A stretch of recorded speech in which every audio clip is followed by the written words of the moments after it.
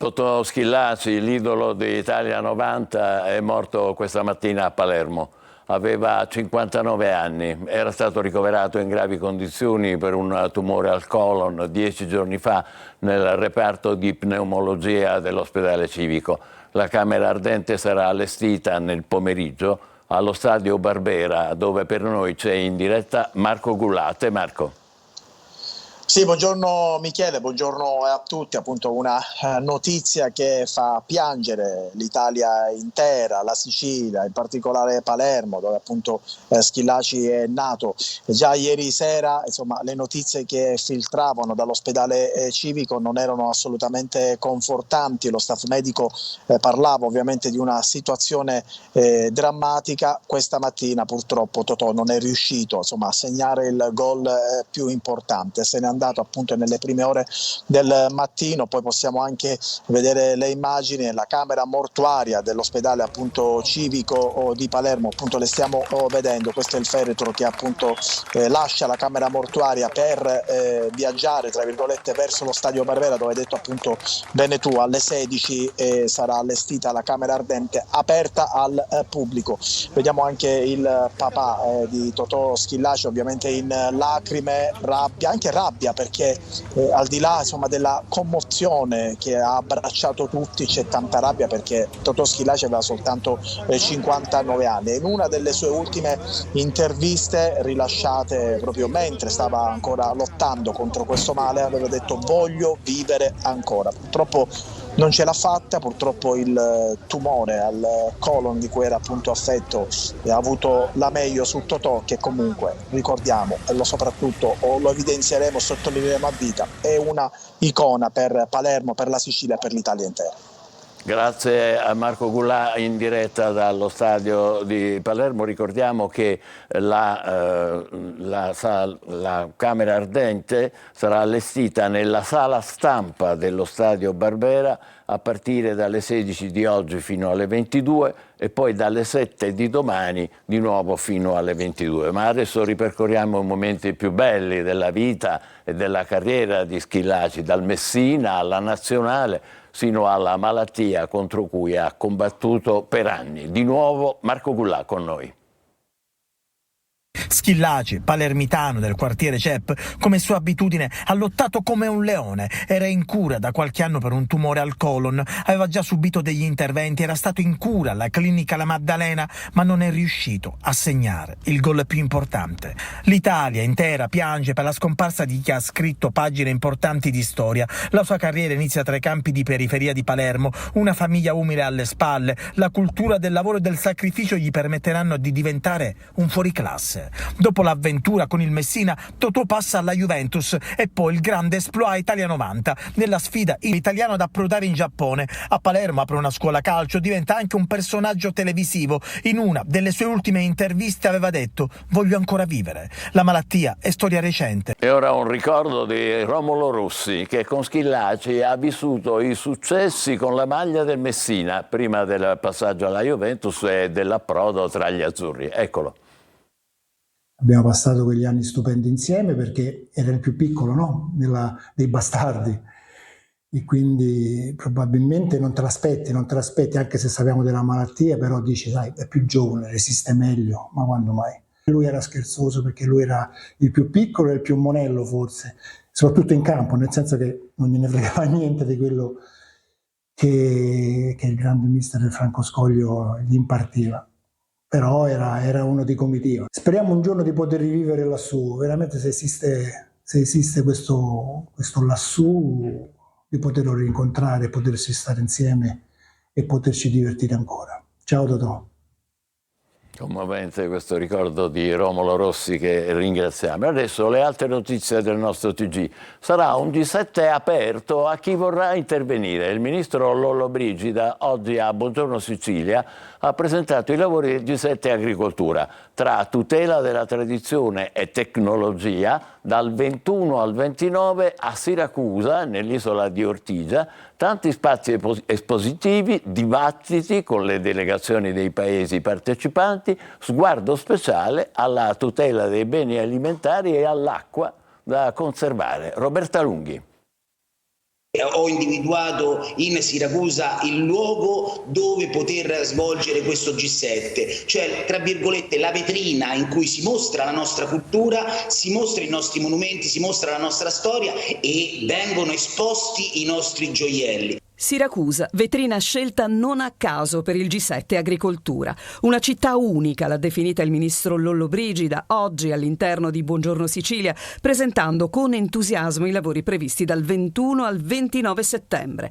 Ortigia sarà il centro di una settimana di appuntamenti con le delegazioni dei paesi membri del G7 sui temi di agricoltura sostenibile, sicurezza alimentare, innovazione tecnologica nel settore agroalimentare. Ci sarà una piazza di 3.000 metri che diventerà un campo di grano sul mare, le macchine agricole più innovative, le innovazioni tecnologiche dell'agricoltura 4.0 e la previsione dell'agricoltura 5.0, cioè quella che utilizzerà l'intelligenza artificiale. Sarà, ha detto il ministro, un G7 aperto. Alle imprese, ai cittadini, ai tanti che devono contribuire attivamente, quando lo vogliono ovviamente, al dibattito. Al centro dei lavori la gestione delle risorse naturali, la lotta al cambiamento climatico, le strategie per garantire la sicurezza alimentare. Per il ministro è fondamentale la protezione dei beni alimentari, anche in Sicilia. Una terra che da sempre rappresenta l'eccellenza nelle produzioni. Purtroppo in questo momento è colpita da un fenomeno siccitoso sul quale siamo intervenuti in termini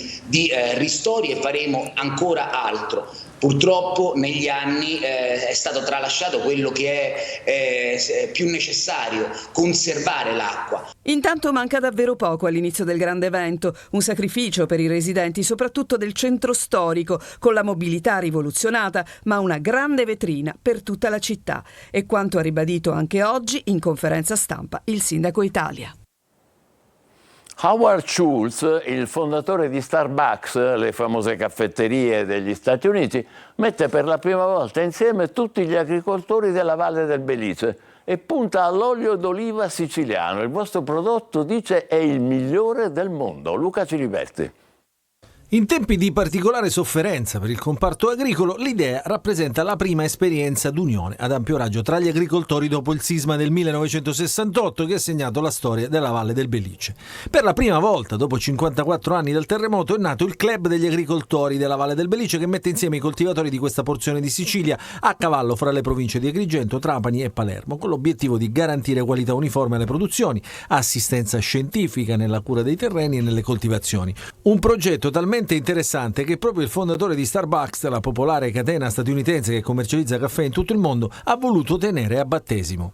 Olio d'oliva, olive da tavola non provengono soltanto dalla regione Sicilia, da quest'area in particolare regione, ma vengono anche dalla Grecia, dalla Spagna e quindi il mio obiettivo, la mia aspirazione è far in modo che questa regione diventi la prima per quanto riguarda sia l'olio che le olive a livello mondiale. Ed è proprio l'olio d'oliva il business del futuro. Il comparto è in forte crescita, il prodotto italiano è sempre più richiesto nel mondo, in particolare l'olio extravergine siciliano risulta essere ad oggi uno tra i più pregiati.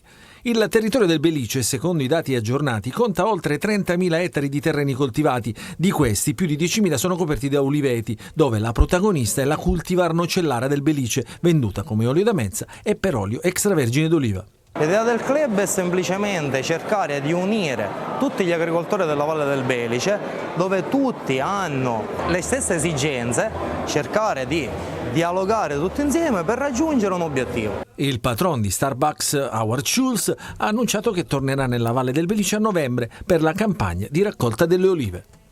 La cronaca adesso: cercavano di introdurre droga e cellulari nel carcere di Caltanissetta. 2 le persone arrestate, sequestrato anche un drone che sarebbe servito per recapitare la merce. Emanuela Corsi.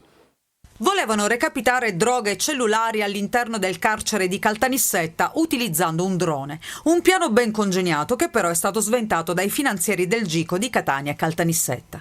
I militari hanno sorpreso 2 uomini ad armeggiare nei pressi dell'istituto di pena, dove è stato intercettato anche uno zaino pronto ad essere trasportato con il drone. All'interno c'erano 10 microcellulari, 2 smartphone, 12 schede SIM, accessori necessari per la ricarica dei telefonini, 100 grammi di marijuana e oltre 150 grammi di hashish. L'ulteriore attività investigativa dei finanzieri ha permesso di intercettare anche un'autovettura intestata ad uno dei due uomini, al cui interno sono stati trovati una valigetta con un drone professionale e 5.000 euro in contanti occultati sotto lo sterzo dell'auto. Soldi che sarebbero serviti per pagare il compenso al pilota del drone che avrebbe appunto dovuto introdurre la merce nell'area del carcere. Gli indagati sono stati arrestati. Messina, truffe e reati fiscali. La DIA e il Tribunale hanno disposto la confisca del patrimonio da 12 milioni di beni a un commercialista della zona dei Nebrodi, Francesco Triolo. Il sequestro dei beni è stato disposto nel marzo 2023. Michele Nigrelli, commercialista di Mistretto, è un professionista piuttosto noto nell'area nebroidea, coinvolto in numerosi procedimenti penali per truffa finalizzata al conseguimento di erogazioni pubbliche, reati fiscali, riciclaggio e autoriciclaggio. Oggi a suo carico la Direzione Investigativa Antimafia ha eseguito un provvedimento con cui è stato sottoposto a confisca l'ingente patrimonio da 12 milioni di euro. L'accusa ritiene che Nigrelli abbia da sempre strumentalizzato la sua attività professionale per la costituzione di un sistema truffaldino fondato sull'utilizzo di schemi societari non corrispondenti al dato reale, attraverso il quale egli ha rivolto a suo vantaggio consistenti contributi di natura pubblica, tra cui gli incentivi previsti a favore delle attività produttive delle aree depresse, così realizzando un imponente arricchimento personale. La confisca ha riguardato 9 imprese operanti nel campo dell'assistenza fiscale, dell'assistenza agli anziani ed in quello immobiliare, 7 appartamenti, un fabbricato e 17 terreni situati nelle province di Messina e Palermo, decine di rapporti finanziari per un valore complessivo appunto di circa 12 milioni di euro.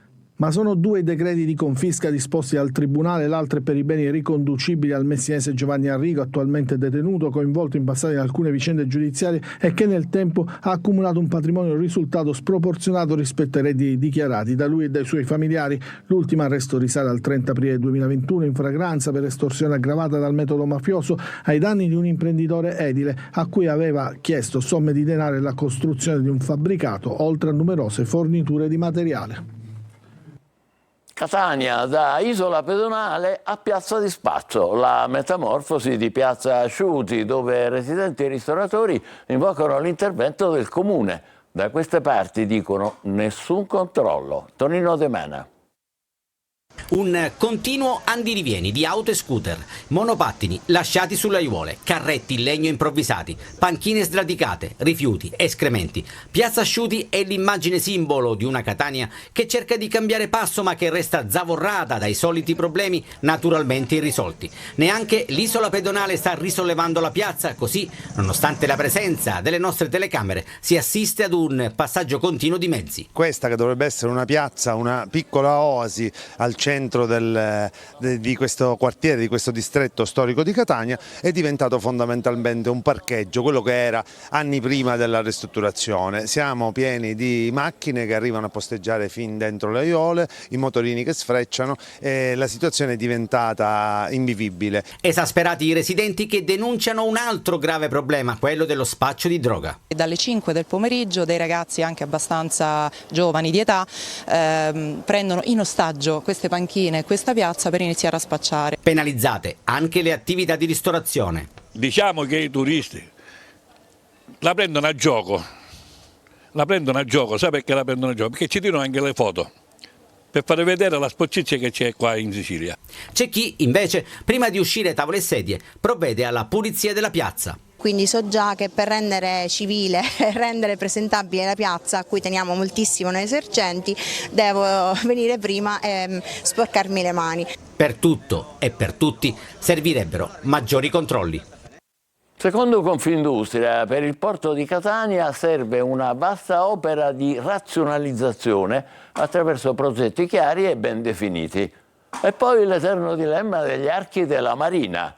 Abbatterli o valorizzarli? Luca Ciliberti.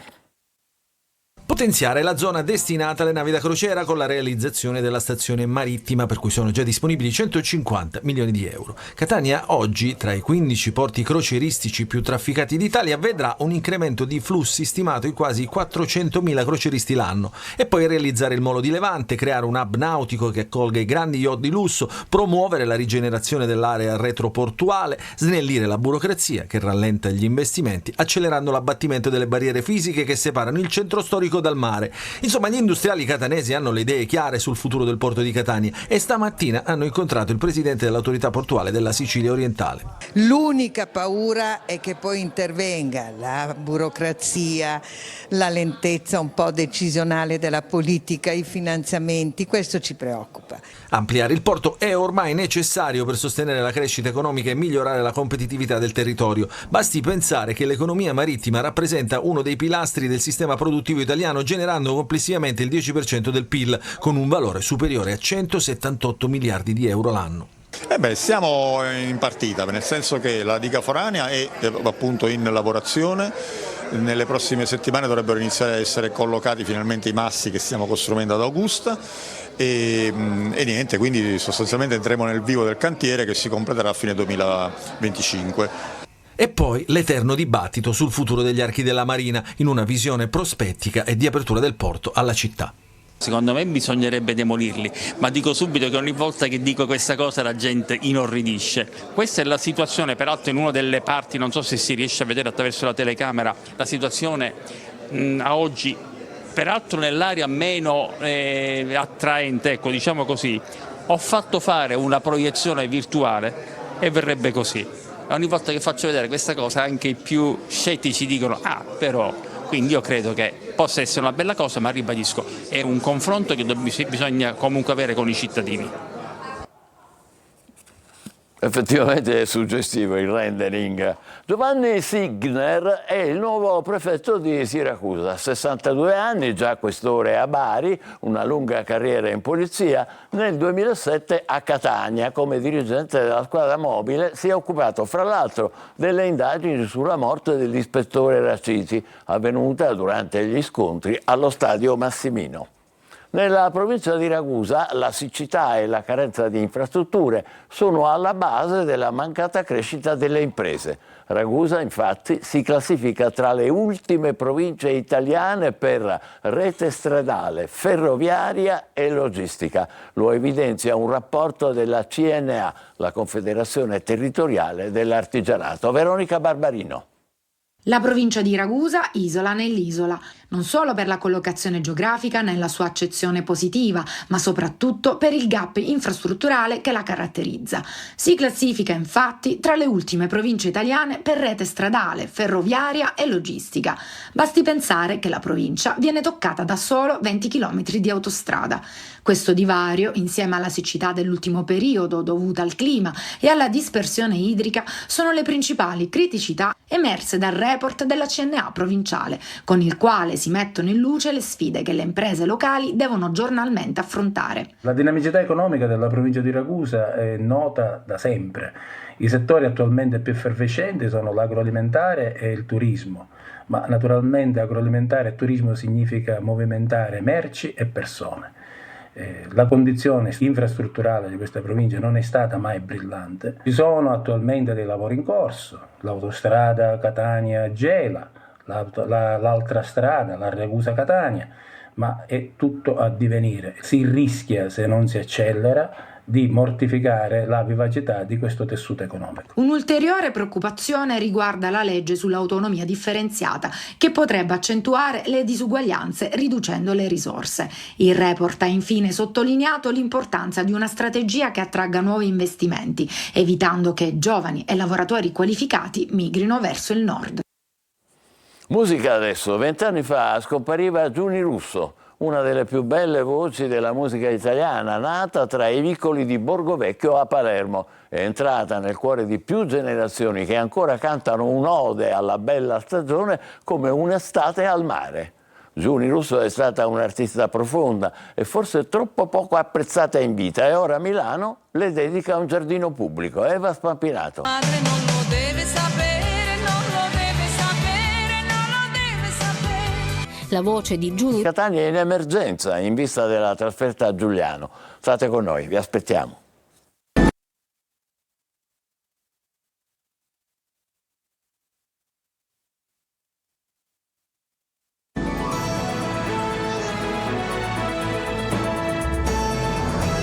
calcio Catania in emergenza in vista della delicata trasferta di Giuliano. Il centrocampo perde Di Tacchio e De Rose. Gli stop prolungati costringono il tecnico toscano a rivedere l'assetto della mediana. Tonino De Mana.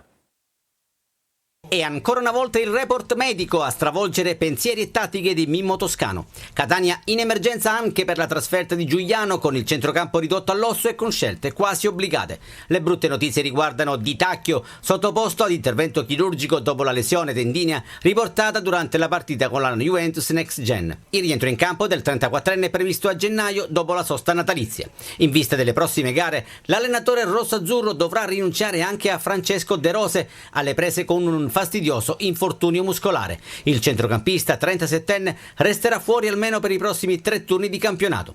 Probabile impiego in mediana per Sturaro e Verna, che ovviamente potrebbero non avere i 90 minuti nelle gambe. In difesa rientra Gherardi, che contro il Picerno ha scontato un turno di squalifica, mentre tornano a disposizione Gega, Montalto e Gimenez. La duttilità di alcuni elementi dà una mano comunque a mister Toscano, che può mischiare le carte e studiare nuove soluzioni in vista del match in calendario domenica con inizio alle 18:30. Turno casalingo per le 2 siciliane di Serie C. Il Messina, nell'anticipo di domani, sarà con la Casertana. Il Trapani domenica pomeriggio con la Juventus Next Gen. Franco Cammarasana. Tornano a giocare fra le mura amiche le 2 siciliane di Serie C dopo 2 trasferte in cui hanno raccolto poco in termini di punti. Il Messina giocherà in anticipo domani sera alle 20:45 la gara con la Casertana, squadra che ha avuto un avvio non buono in campionato, ma che non è da sottovalutare.